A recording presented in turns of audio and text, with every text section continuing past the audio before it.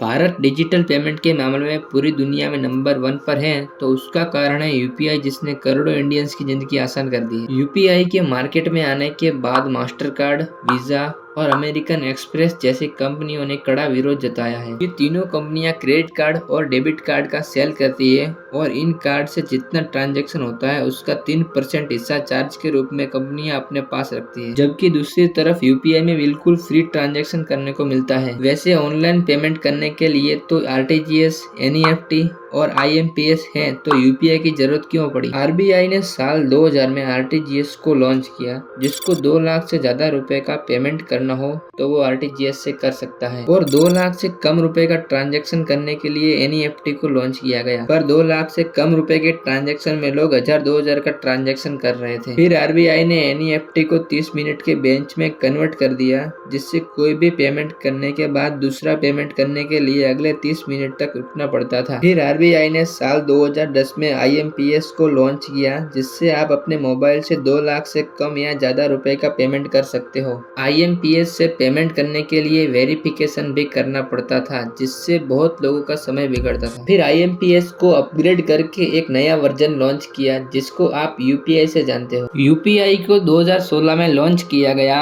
और कुछ ही सालों में तो दुनिया के कई देशों में यूपीआई ने अपना डंका बजा दिया। यूपीआई के इतने सारे यूजर्स बढ़ने के कई कारण हैं, जैसे गूगल पे, फोन पे, पेटीएम जैसी प्राइवेट कंपनियों के प्रचार से, 2016 की नोटबंदी और जियो के सस्ते नेटवर्क से भी। यहाँ तक कि गूगल ने अमेरिका को यूपीआई जैसी टेक्नोलॉजी अपने देश में डेवलप करने को बोल दिया। फिर इंडिया ने एनपीसीआई इंटरनेशनल पेमेंट लिमिटेड नाम की कंपनी लॉन्च कर दी। इस कंपनी का उद्देश्य है कि यूपीआई को पूरी दुनिया में फैलाना और भारत का नाम डिजिटल पेमेंट के मामले में बड़ा करना। यूपीआई की सबसे पहले इंटरनेशनल पेमेंट सिस्टम को भूटान ने एक्सेप्ट किया, फिर दुबई और सिंगापुर में भी लागू हुआ। इसी के साथ Malaysia, Thailand, Philippines, Vietnam, Cambodia, Hong Kong, Taiwan, south Korea, Japan, France और ओमान जैसी कंट्री में भी ये लागू हुआ है। वैसे तो यूपीआई को जनता ने बहुत ज्यादा प्रमोट किया है, क्योंकि वो बिल्कुल फ्री है, और एक्सपर्ट का तो ये भी मानना है कि ये अमेरिका की स्विफ्ट सिस्टम को जल्द ही रिप्लेस कर देगा। यूपीआई के कारण पूरी दुनिया के डिजिटल ट्रांजैक्शन में भारत 46% कंट्रीब्यूट कर रहा है।